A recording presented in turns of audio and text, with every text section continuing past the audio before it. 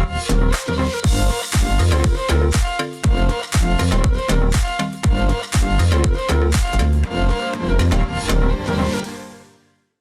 everybody, welcome back to Texas Reloading Room. My name is Justin and today is another Shop Shenanigans. In today's Shop Shenanigans, what I want to talk to you about is what we call single point threading in the machining world. The point that I want to make in today's video is that when we as firearms machinists are threading barrels for, muzzle brakes or suppressors or whatever, we're not using a die. Now a die is that little thing that looks like a donut that you stick on there and you turn with a wrench and it cuts threads. We're not using that. We're actually using a single point tool. We're going to be doing it on this. We're going to cut a 1/2 by 28 thread. That means your external diameter, your major diameter is 1/2 inch, 0.500, and 28 is 28 threads per inch. A lot of you may recognize 1/2 by 28 as the standard barrel thread for a 22 or a 223 or something like a 243 or a 270. Once you get into 30 caliber, you're looking at 5/8 by 24. Some of the pistols from overseas or some of the rifles from overseas might have a metric designation thread. But make this video easy, we're cutting a 1/2 by 28 imperial thread pattern on this 1022 barrel. Super easy, probably the most common thread that we'll cut as a gunsmith next to the 5/8 by 24. So let's go ahead and go over to the machine. I'll kind of show you a little bit about what we're going to need with this and how we're going to set this job up. Before we go any further, I'm going to consult the machinery's handbook.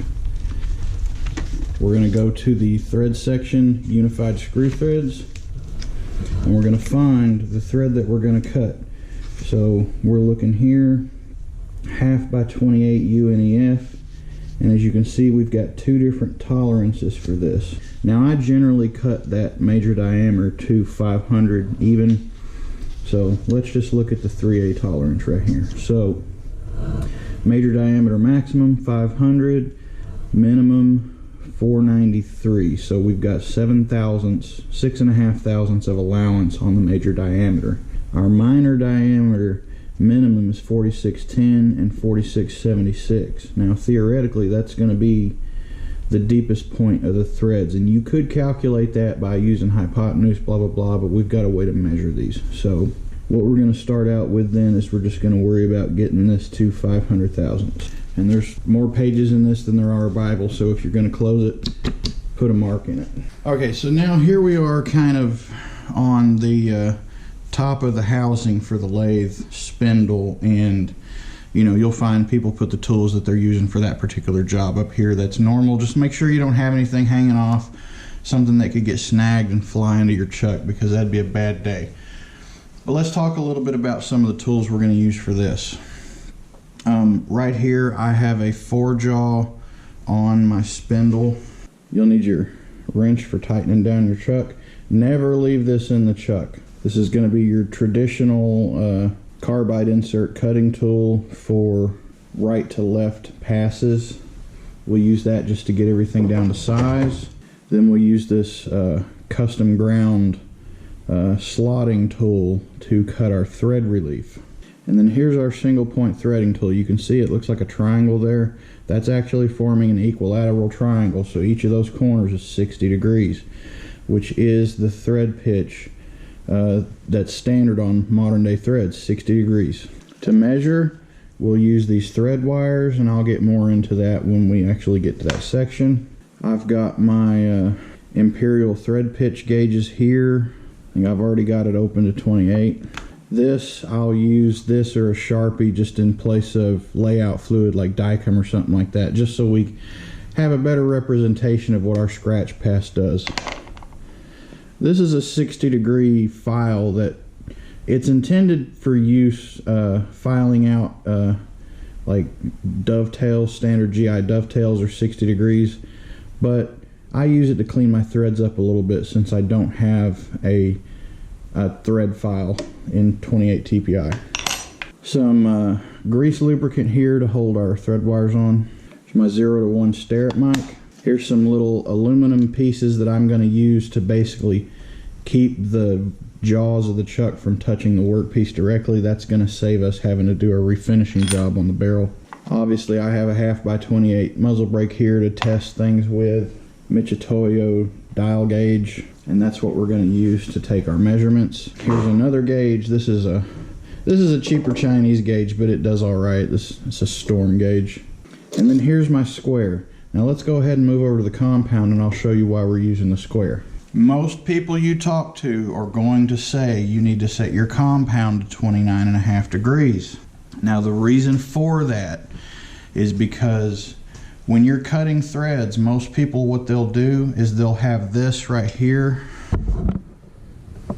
They'll have this part set to 0, and when they're cutting, when they get to the end of a pass, they'll come out, they'll move back, and they'll go back into 0 again, and they'll advance their cutting tool here, okay? And this feeds the cutting tool in at whatever degree you have the compound set to. The reason that people like 29.5 degrees is because it's just a hair under 30, so when you're feeding it in, it's cutting a tiny bit more on one side than it is on the other side. Whereas if you were feeding it straight in this way, you would be cutting equally, and your tool would have a tendency to kind of bounce back and forth if you're taking too much off at one time. So we try to take bigger cuts off of the leading edge than the trailing edge, and that kind of helps keep the chatter in check, keeps you with better looking threads. Now, like I said, this is not the way to do it. This is just the way I choose to do it. So how do you set that up? Well, most people will just read this down here. I found out on my lathe this is not always 100% accurate, so I use a square. And with this square, I can kind of set an angle. Now mine's already set up. I'm just going to verify. So I'm going to come down here to about 29.5 degrees. And then I'm going to lock those in, okay? If you can see that, right? There's so many different ways that you can do it. It's just a matter of like what you could do right here. You could set this to 29.5, line that up there, and then you put a block against this edge, and you make sure that's seated against that block, loosen your compound, and move it whichever way you need to. So that's what I'm going to do. I'm going to find a square block real quick just to double check this. This is about the squarest thing that I've got other than gauge blocks. Hey, my compound is a couple degrees off, so I'm going to fix that really quick. All I got to do is loosen here and loosen here, and now that'll turn. Is just gently move that compound until it's right where we want it to be.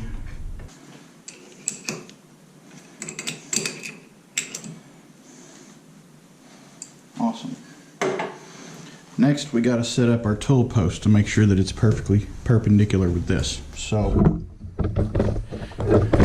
pretty easy to do that. Generally what I'll do is I'll just run this in. And I'll loosen the top. And generally that's all you got to do. Butt it up against an empty jaw on your chuck here, and then you can lock it down.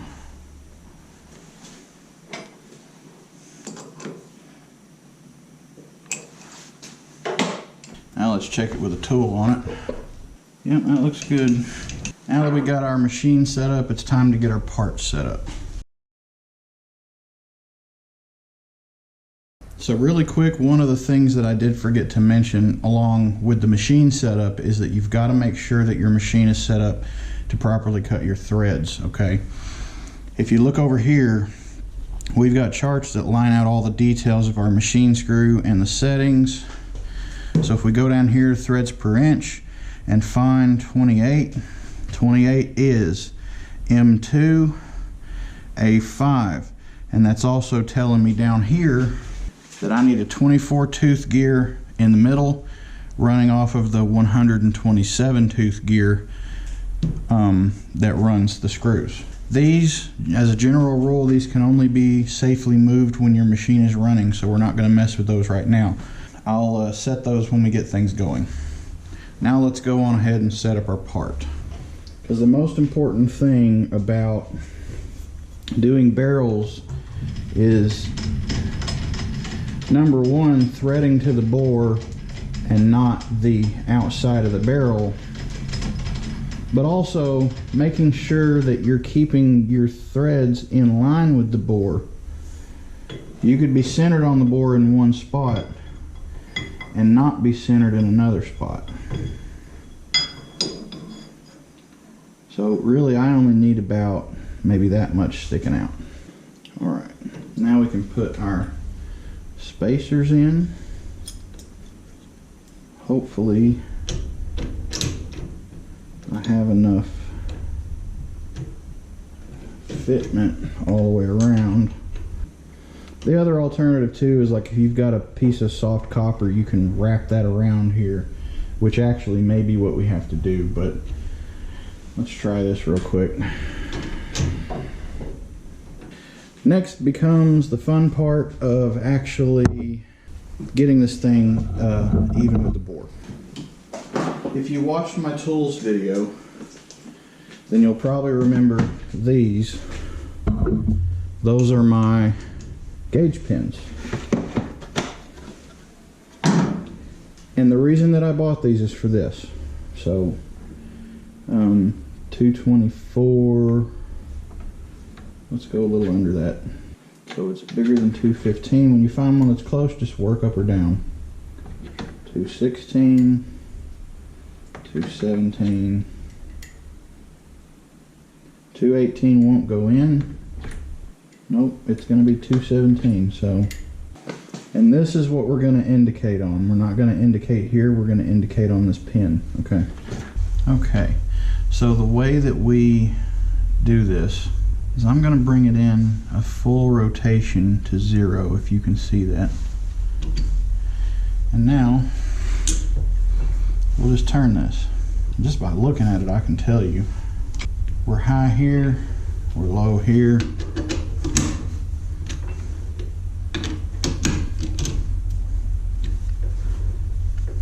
And when you got a lot of out around, do it by eye at first. That way you can get it close. So we're high here, we're low here. So loosen the low, tighten the high.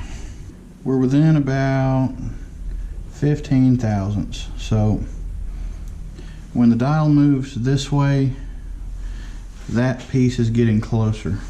So this is a low point. We're just going to come over here and tighten. Low point right here.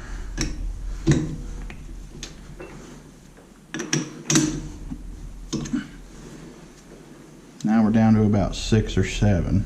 Okay, this is the low point, this is the high point. Okay, now we've got almost no movement on that. Let's come in a little bit here. Now we're pretty much running true on the bore. Let me show you real quick the reason that we do that.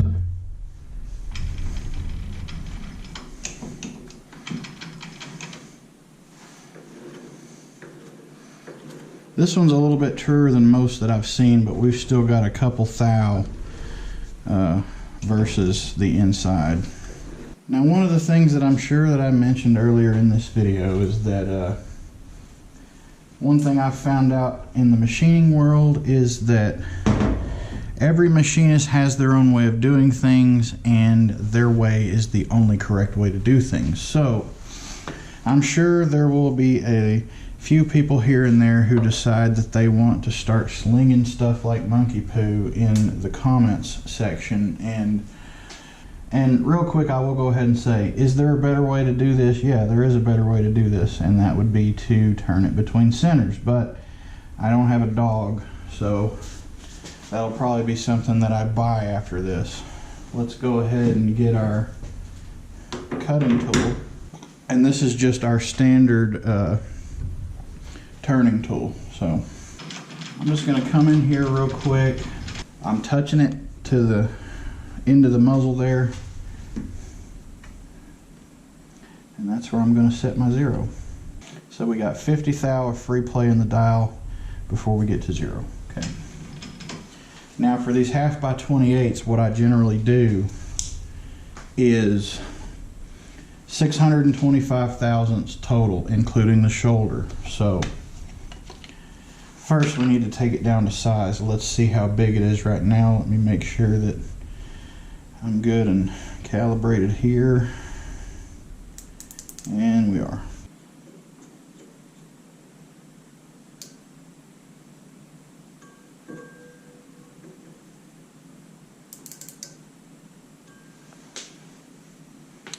Uh, 597, so almost 600.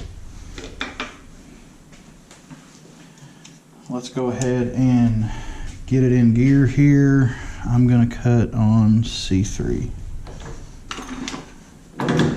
840 RPM. And when I spin this up, the other thing I'm going to do is go ahead and adjust my my screw settings down here. So remember, we're going to go to M2 A5.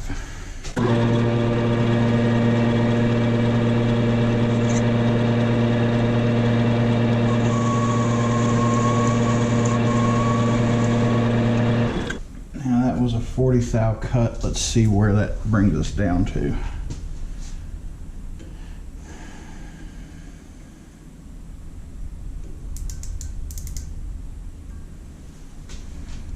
$561. Let's take another 40.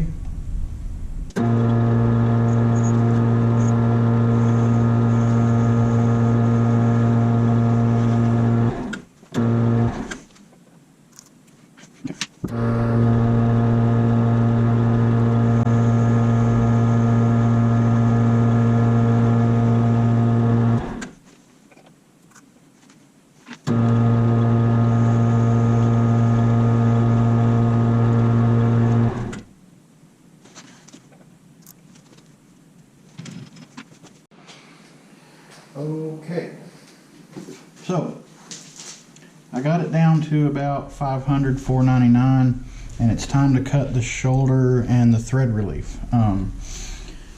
Generally, you want to cut your thread relief about 15 thousandths deeper than your minor diameter. So let's go back to the machinery's handbook again.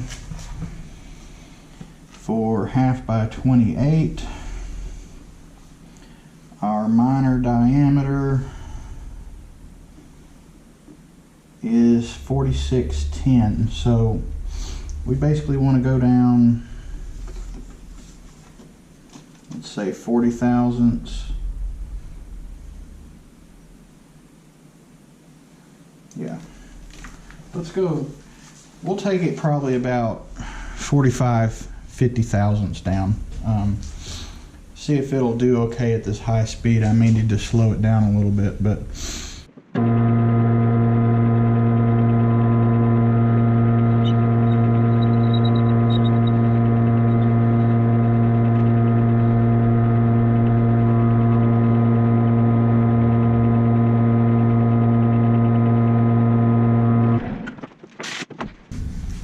so we got the undercut done for the thread relief.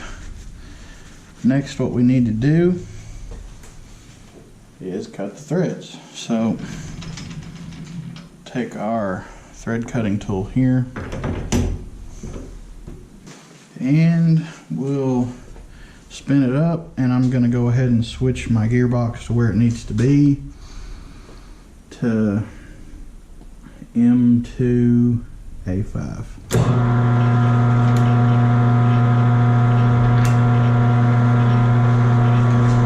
Now, take my marker,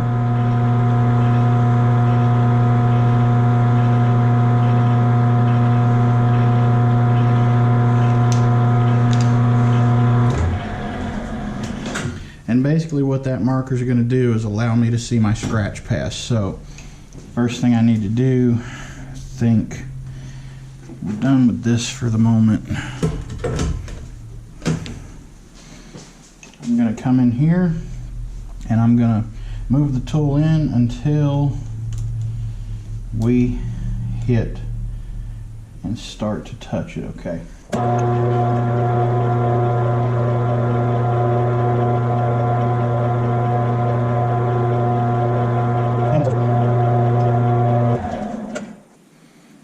basically what we're going to do is I have this zeroed out. That's where that's going to stay. 29.5 degrees here. This is on 0. So for each pass we do, we're going to stop at the shoulder, move this out 100 thou, come back over to the start, move this in a tiny bit, move this back over to 0, and start our pass again. Now some people will use, like you see this little dial right here.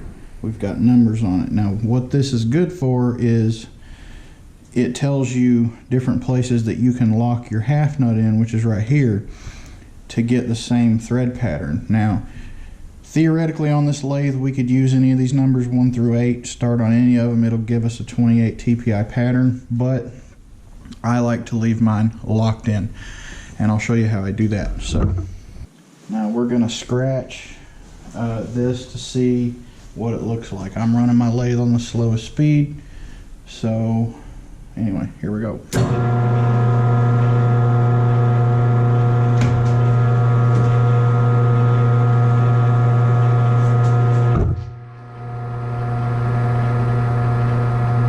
And when it gets to the end, I'm going to hit the foot brake. Just like that, okay? Now we can check our thread pitch. Make sure that I've got the right one out.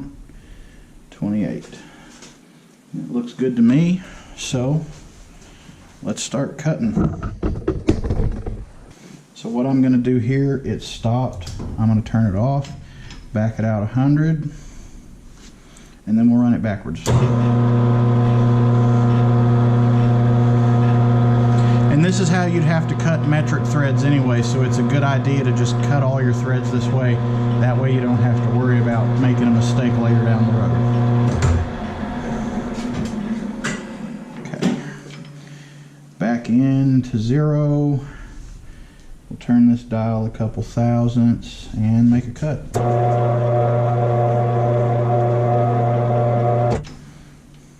I'm going to speed this up just a little bit here. And if you speed it up faster, it's probably going to cut better. The finish will be smoother, but you've got to be more careful.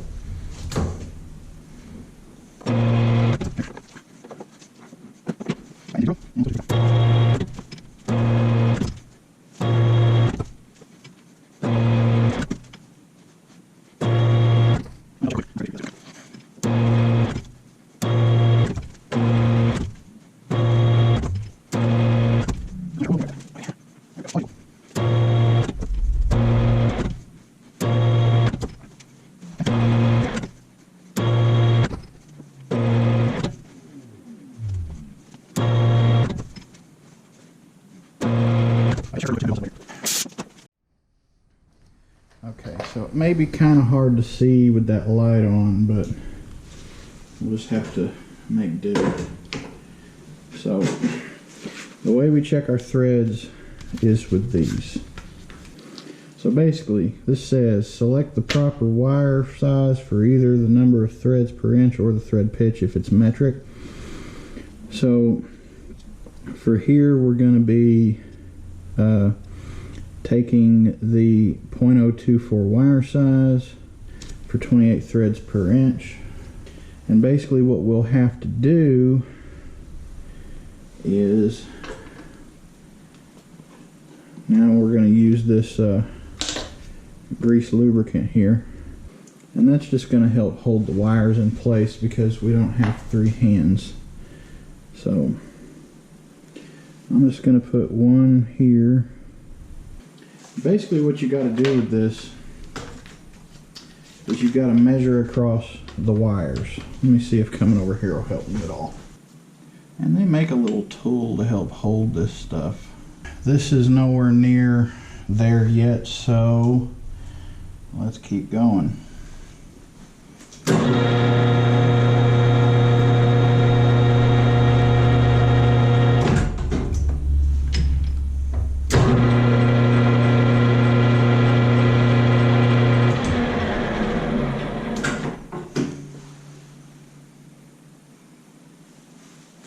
That looks a lot better. Let me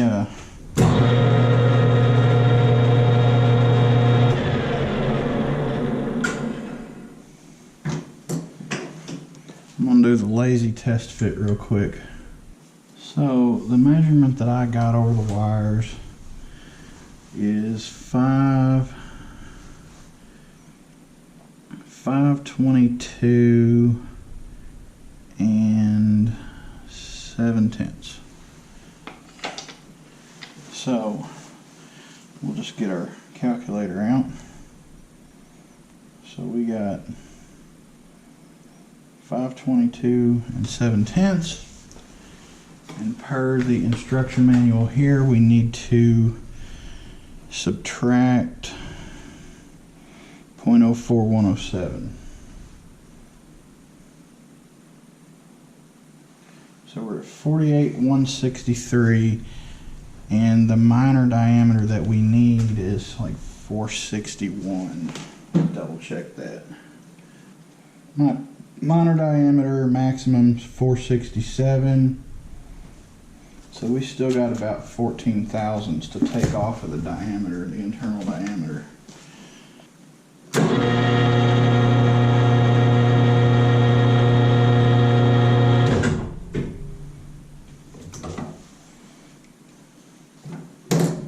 Do another real quick poor man's check.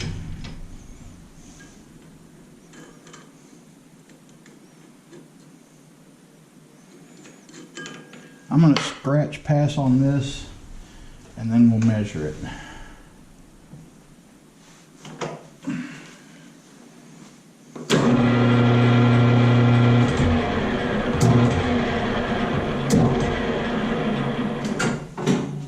And a scratch pass is basically just doing another pass without advancing the cutter.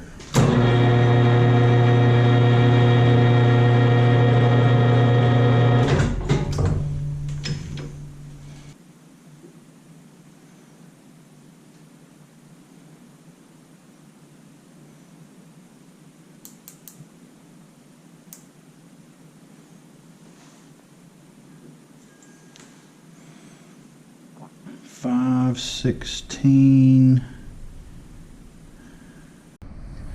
Okay, so we kind of got the threads nice and good here. What I'm going to do now is just take a little bit of sandpaper and smooth out the tops. We don't need them to be perfect spikes. So I'm going to unlock my half nut, move this out of the way since we're done with that. And let's get to a faster speed here.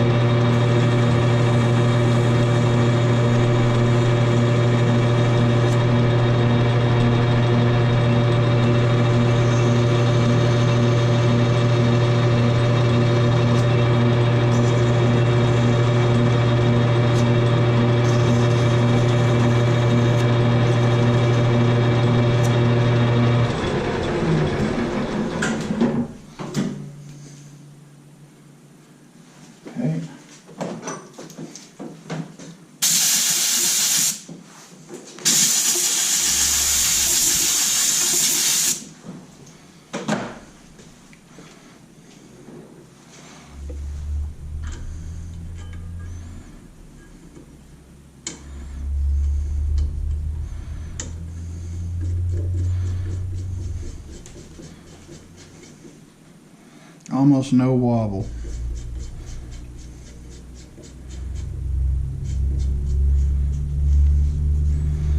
And straight down to the shoulder means that we are good on the thread relief. So I'm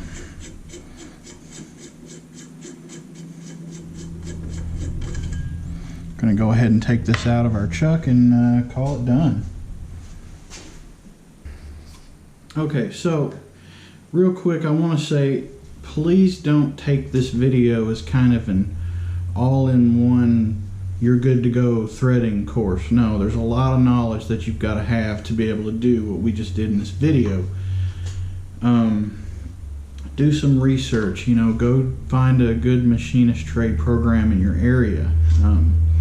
It's one of the main reasons that I went through the one that I did, is because I wanted to learn how to thread barrels on a lathe. It's really, honestly, I think the only proper way to do it. You don't have any control of the tolerances when you're threading with a die. So there is that. And if you're dealing with rifles that cost somebody thousands and thousands of dollars, you know, custom one-off, really long-range rifles, you want to be able to control the tolerances as much as you can, so don't cheap out. But this, primarily for suppressor use, we did cut it on the tight end of the tolerance level. So now this is not, that's not going to be what ends up on the end of this thing, but honestly it looks all right, and it goes on there nice and tight. There's no slop in it, nothing like that. So if I had to make one recommendation, look at your tolerances in your book and start on the tight tolerance side. That way, if you move a dial just a tiny bit too far, then you haven't totally screwed up. So, because it'd be one thing if you're just tinkering around with your own stuff, but this is a customer gun, and I don't want to mess that up. And if I do mess up a customer gun, I'd at the very least have to replace the barrel, and that could be, you know, $150 or $200 out of my pocket. So, but yeah, hopefully you kind of learned something. Like I said, don't run out there and think that you're good to go to thread on lathes now. I mean, you could consider this a refresher course. I promised that we'd get back to some more hands-on stuff, so that's what I'm doing for you this week. Next week, I'm not 100% certain exactly what I want to do yet, so I got a little bit of time to think about that. But until then, if you have any suggestions, leave those down in the comments box below. Subscribe to the channel if you have not already done so. Hit the thumbs up on the video. That'll let YouTube know that you're interested in watching more of this kind of content, and it'll help move us up a little bit in the rankings. So, as always, guys, thanks for watching. My name is Justin, and I'll see you in the next video.